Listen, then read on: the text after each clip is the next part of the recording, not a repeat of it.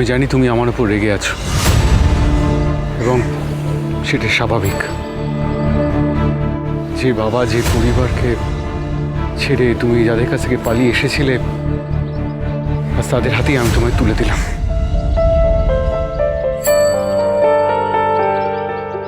কিন্তু জানো তো, পালালে না কোনোদিন কোনো কিছুর সলিউশন হয় না। You have to face it. তোমাকে সিচুয়েশনটা কমব্যাট করতে হবে, কারণ পালানোর পর যে কনসিকুয়েন্সটা হয় সেটা কোনোদিন ভালো হয় না। আমার মনে হয় তুমি তোমার নিজের মুখোমুখি হও, বাবার সাথে কথা বলো। আমি শিওর একটা সলিউশন বেরোবে,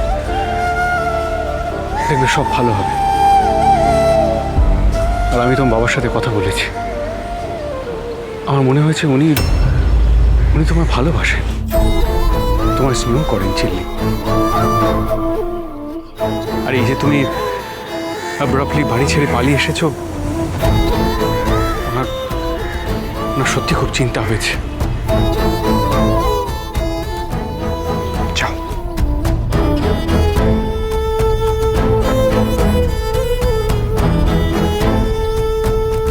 আপনি শেষ অবধি আমাকে আমার বাবার কাছে নিয়ে এলেন। কংস মামা, আপনিও আমাকে বাকিদের মতো ঠকালেন।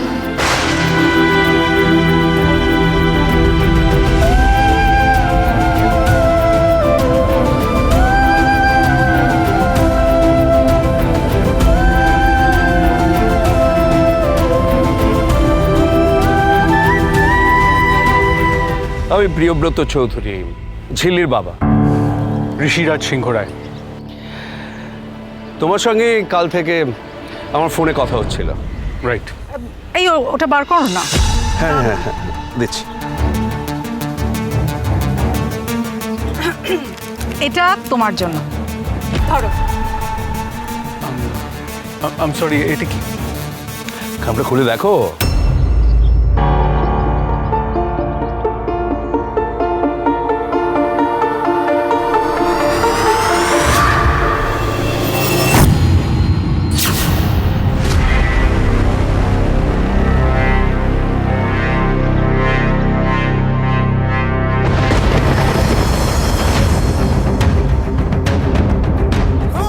এটা কি? Don't take it otherwise. তোমার সম্পর্কে আমরা খবর নিয়েছি।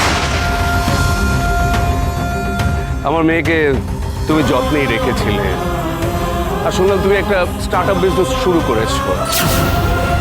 ইনভেস্টমেন্ট তো লাগেই, তাই এটা রাখো তুমি। লজ্জা পাচ্ছ কেন? এটা তোমার, ইউ হ্যাভ আর্নড ইট।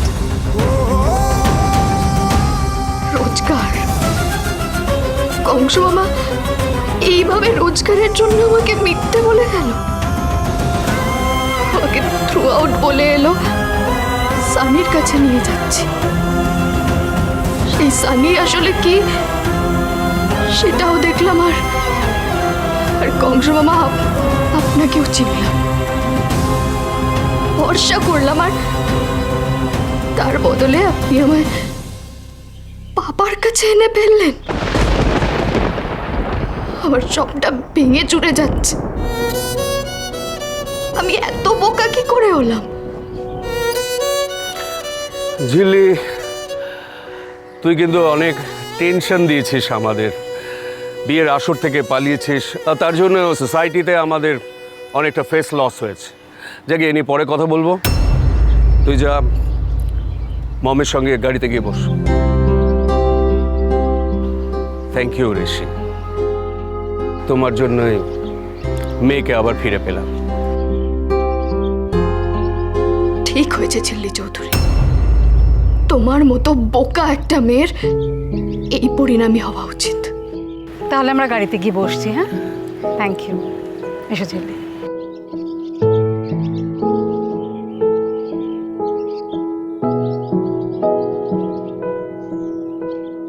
फिर अगर मुझे तू कभी ना मिले, हम सफर मेरा तू बने ना बने, फासलों से मेरा प्यार होगा ना कहूँ, तू ना होगा कभी अब जुदा।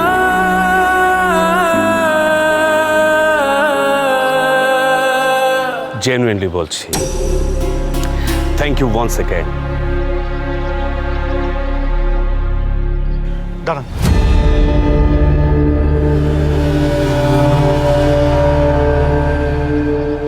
না না, এটা কি করছো?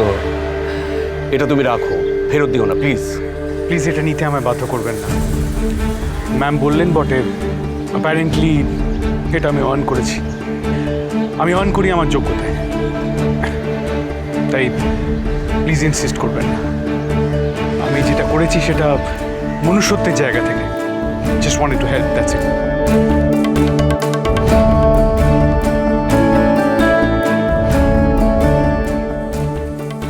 দেখো, আমার মেয়ে কিন্তু তোমাদের বাড়িতে বেশ অনেক দিনই ছিল, সেটার জন্যই একটা টোকেন অ্যামাউন্ট সেই হিসেবে রাখো। আমাদের বাড়িতে গেস্টদের জন্য সবসময় দরজা খোলা থাকে, আর ঝিল্লি তো ছিল আমাদের গেস্ট হই। বাড়ির গেস্টের জন্য কি আমরা চার্জ করতে পারি?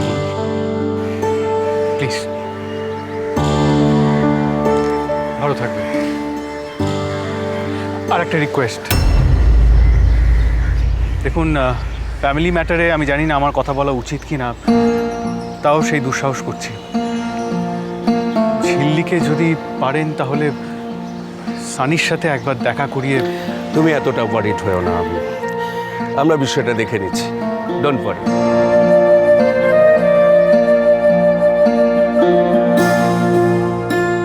ঠিক করলাম তো যা করলাম ঝিল্লির সাথে, নাকি ভুল করলাম?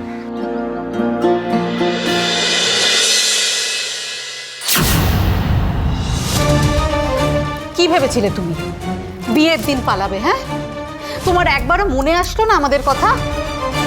তোমার মনে রাখা উচিত ছিল তুমি যেখানেই পালাবে সেখান থেকে টেনে হিঁচড়ে আমি নিয়ে আসতাম। ঝিল্লি, এর কনসিকুয়েন্স তোমাকে ফেস করতে হবে। আমি অয়নের সাথে বিয়ে দিয়ে তোমাকে আমি বিদেশে পাঠাবো। সন্ধ্যা, সন্ধ্যা, এই যেমন ঝিলিমা, ঝিলিমা কোথায় ছিলি?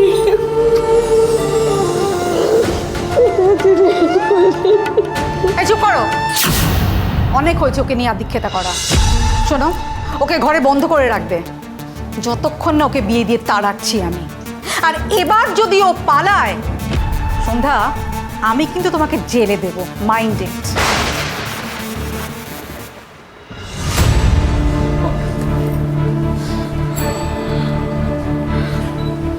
ঝিল্লি চৌধুরীর আর কোনো পালাবার জায়গা থাকলে তো পালাবে,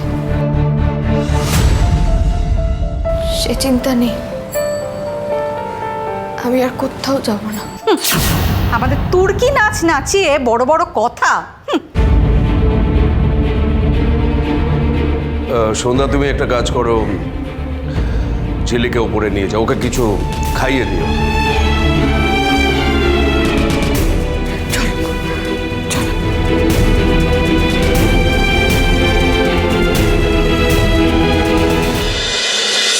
কতদিন পরে তোমাকে দেখলাম বলো তো ঝিলিমা? তোমার জন্য আমি কত কেঁদেছি তুমি জানো? আমার কথা একবারও মনে পড়েনি না? পড়েছে সন্ধ্যা, তোমার কথা মনে পড়েছে।